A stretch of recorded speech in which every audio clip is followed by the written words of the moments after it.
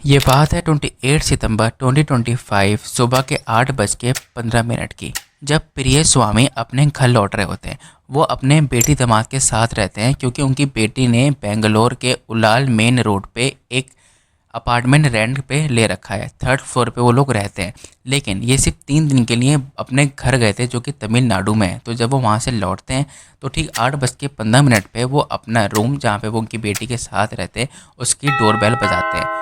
अंदर से कोई रिस्पांस नहीं आता है। वो फिर दोबारा बजाते हैं, दोबारा भी कोई रिस्पांस नहीं आता है। इसके बाद वो सीरियसली वो गेट को तोड़ ही देते हैं। उसके बाद जब वो अंदर जाते हैं तो वो देखते हैं कि उनकी बेटी स्टेप्ड चाकुओं से खून से लथपथ हुई हुई है, उनकी गर्दन भी कटी हुई है और बिस्तर पे वो बेजान पड़ी हुई है, मतलब वो मर चुकी है। और उसी के ठीक बगल में उसी कमरे में वो देखते हैं कि उनका जो दामाद है वो पंखे से लटका हुआ है। शुरुआत में तो वो बिल्कुल घबरा जाते हैं, वो समझ नहीं पाते ये हुआ क्या है, लेकिन आगे आगे पता चलेगा कि यहाँ पे क्या हुआ है। Hello guys, welcome to the channel. आज हम बात करने वाले हैं एक ऐसे केस की, एक ऐसे आदमी की कहानी जिसको अपनी वाइफ का जॉब करना मतलब इंडिपेंडेंट रहना बिल्कुल भी पसंद नहीं था। जब प्रिय स्वामी ये चीज़ देखते हैं वो दहल जाते हैं। वो उसी वक्त पुलिस को कॉल कर देते हैं और एक बाकायदा एफआईआर लिखवाते हैं। और जो पड़ी हुई मिली उनकी बेटी, उनका नाम था मंजू पी, और जो उनका दामाद था जो पंखे से लटका हुआ था उसका नाम था धर्मासीलन रमेश। जब पुलिस वहाँ पहुँचती है और उन दोनों को आइडेंटिफाई करती है तो पता चलता है कि इन दोनों की शादी यानी कि मिस्टर धर्मासीलन रमेश और मंजू पी की शादी सितंबर के महीने 2022 में हुई थी। उसके ठीक 1 साल बाद रमेश को बाहर दुबई में एक कॉन्ट्रैक्ट लेबर यानी कि वो लेबर का काम करने के लिए दुबई मूव हो जाता है। इसके बाद उनकी जो बेटी है मंजू पी, वो सोचती है कि वो यहाँ पे अकेली है, इससे अच्छा है कि वो शहर में जाके कुछ काम वाम करे, क्योंकि वो लोग इस टाइम तक तमिलनाडु में ही रहते थे। इसके बाद जब वो उनका हस्बैंड दुबई शिफ्ट हो जाता है काम करने के लिए, वो सिर्फ सब उस टाइम पे टेक्स्ट और वीडियो चैट पे बात किया करते थे। तो मंजू पी अपने फादर के साथ बेंगलुरु पे एक अपार्टमेंट को रेंट कर लेती है। और जो मंजू पी है वो वहाँ की एक प्राइवेट हॉस्पिटल में एक एज अ नर्स काम करती है। देखा जाए तो कैसे ना कैसे करके वो दोनों ही अपनी लाइफ को स्टेबल करने की कोशिश में लगे हुए थे। बाहर से तो सब कुछ परफेक्ट ही दिख रहा था। 2022 में उनकी शादी हुई थी, मंजू एक डेडिकेटेड नर्स हो गई थी, धर्मसीलन को दुबई में काम भी मिल चुका था। लेकिन दोस्तों असलियत कुछ और ही थी। शादी के 3 साल बाद धर्मसीलन रमेश के अंदर एक जिद पैदा हो गई थी कि कैसे भी करके जो मंजू पी की जो वाइफ है वो ये नर्स की जॉब छोड़ दे और मेरे साथ वापस से हमारे घर यानी कि तमिलनाडु में शिफ्ट हो जाए, जहाँ पे धर्मसीलन रमेश का पूरा घर और परिवार वगैरह रहता है। लेकिन जो मंजू पी उसकी जो वाइफ थी वो इस चीज़ को मानने को राज़ी नहीं थी। उनके पास एक ठीक ठाक जॉब थी, एज ए नर्स वो काम कर रही थी और बेंगलुरु में उनकी लाइफ ठीक ठाक चल रही थी।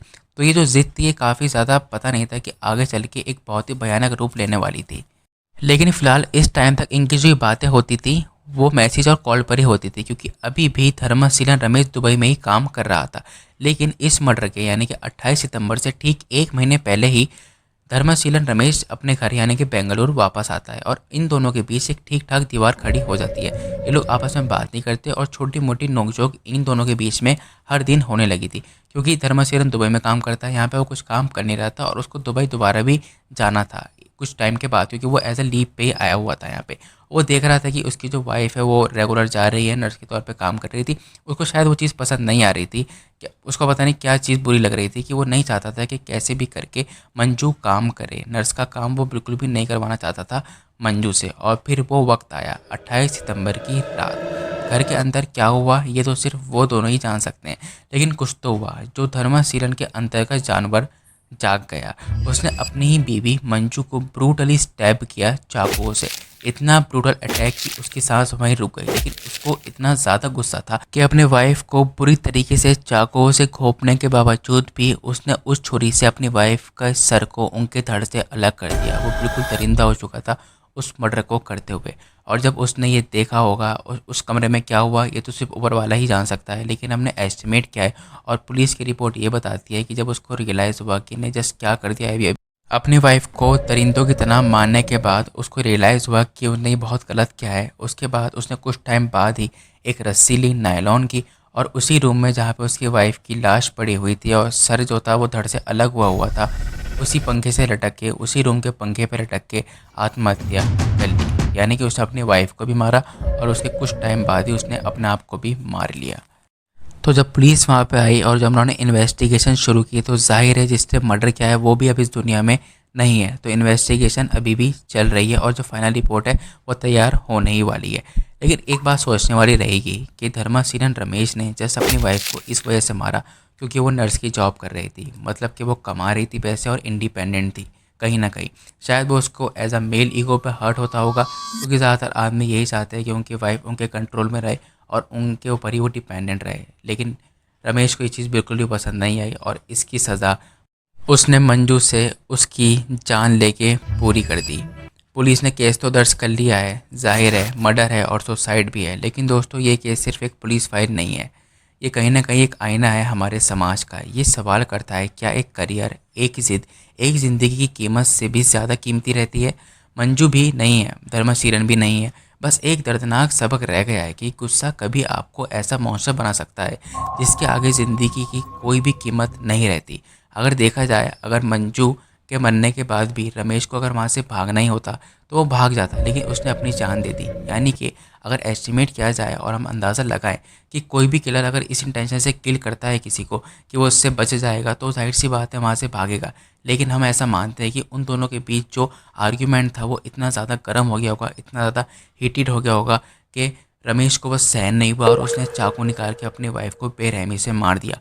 और जब वो गुस्से में अंधा हो गया था, बिल्कुल दरिंदा हो चुका था, मौशर बन चुका था, तब उसने जब ये काम कर दिया तब उसको रियलाइज़ हुआ होगा, जब उसका गुस्सा गुस्सा शांत हुआ होगा कि उसने जस्ट अभी अभी क्या कर दिया है। और जब उसको रियलाइज़ हुआ तब तक बहुत देर हो चुकी होगी। उसने वहाँ पे से ना भागने की कोशिश करी, उस कमरे से वो हिला भी नहीं, वो सिर्फ एक काम करने गया, वहाँ से वो नायलॉन की रस्सी लाया और उसने जस्ट अपनी ज़िंदगी भी पूरी तरीके से ख़त्म कर दी। इस बात से ये साबित होता है कि जो उसका गुस्सा था वही इसके मर्डर की वजह भी था, और की जो ज़िद थी कि उसकी वाइफ जो है वो नर्स का काम ना करे, वो तो इसके मर्डर का मेन इंटेंशन ही था। एक बार ज़रा सोच के देखिए, जब प्रिय स्वामी अपने घर पे आए होंगे, अपनी बेटी के रेंटेड अपार्टमेंट में आए होंगे, तो उन पे क्या बीती होगी कि उनकी बेटी खून से लथपथ बिस्तर पे पड़ी है और जिसने उनकी बेटी की ये हालत की है वो खुद भी पंखे से लटका हुआ है, उसने भी अपनी जान दे दी है। उस दिन सिर्फ दो जिंदगियां ख़त्म नहीं हुई हैं, बल्कि दो परिवारों की जो जीने की इच्छा है वो भी लगभग ख़त्म सी हो गई होगी। अगर आपने वीडियो यहाँ तक देख ली है तो आपका बहुत बहुत शुक्रिया, और आप मुझे कमेंट करके बता सकते हो कि आप इस केस के बारे में क्या सोचते हो। क्या सिर्फ इसलिए उसको मारना जायज़ था कि वो अपना काम कर रही थी और इंडिपेंडेंट रहना चाहती थी? मुझे आप लोग कमेंट करके ये चीज़ बता सकते हो।